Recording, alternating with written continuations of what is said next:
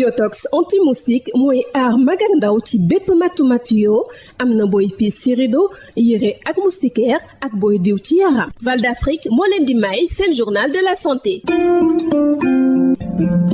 dalle nag jàmm tàngaay wi ñuy nemmeeku ci jamono ji mën naa am ay njeexintal ci wérgu yaram gi, mën naa sonal it bépp nit bi nga xamante ni mu ngi dundee ak feebar ak it ñi nga xamante ni nag dañuy gën di nekk ci naaj wi. moo tax ñuy digle ci nit ki bu ko mënee muy gën di nekk ci ker bi di solu lu oyof waaye it di naan ndox lu bëree docteur Kodou Badiane Mané di point focal santé environnement ca ministère de la santé. waaw fi nekk dañoo nemmeeku que ni tàngaay bi jéggi na dayoo tàngaay bi day gën di jéggi dayoo di gën di metti di gën di yàgg maanaam bis yi muy tàng day gën di bari tàngaay bi dafa am ay jeexital ci suñu wér-gi-yaram nit ñi surtout nag nit ñi nga xamante ni ñoom ñoo lay gën a sonal mooy xale yi ndaw yi dañ leen war di protéger jigéen ñi surtout jigéenu wérul yi ak dañuy war a protéger seen bopp.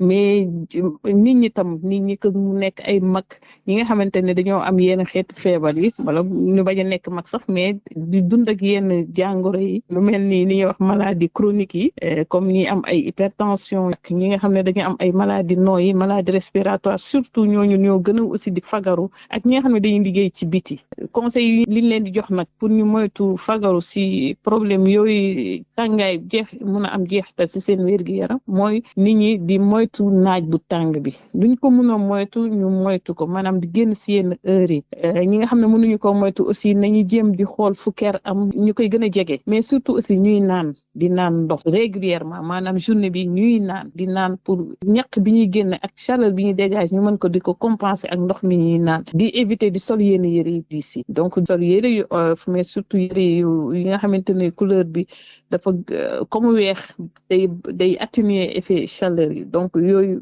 dañ leen di digal ñu koy sol di moytundiku et puis di jéem a jege ñi nga xamante ne dañoo gën a soxla pour ñu leen di mën a porter assistance en cas de besoin. jaajëfal naa leen ci déglu bi dig daje ci beneen numéro. Yotox anti-moustique mooy aar mag ak ndaw ci bépp matu yoo am na booy piis ci rido yére ak moustiquaire ak booy diw ci yaram. Val d'Afrique moo leen doon may seen journal de la santé. Yotox anti-moustique pour le corps, les vêtements, les rideaux et draps vous protège contre les moustiques chez l'adulte et l'enfant. Val d'Afrique vous offre votre journal de la santé. Bonjour, attention, cette forte chaleur présentement a des effets sur la santé. Elle peut fatiguer toute personne, surtout celles qui vivent avec des comorbidités et travaillent sous le soleil. Donc, il faut plus se mettre à l'abri, s'habiller légèrement et surtout se réhydrater fréquemment.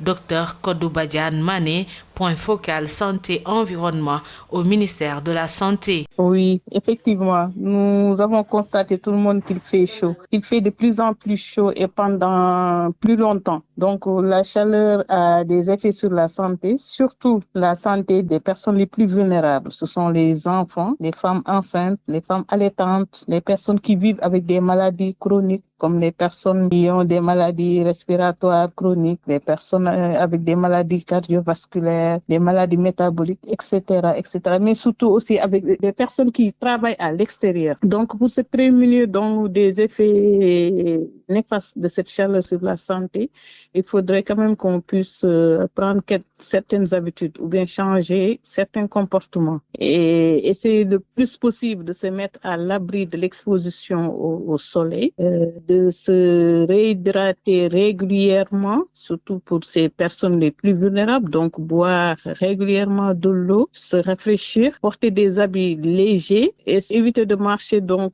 sous le soleil, mais aussi porter de l'aide aux personnes les plus vulnérables en cas de besoin. Merci de nous avoir suivis. Rendez-vous est pris pour un nouveau numéro.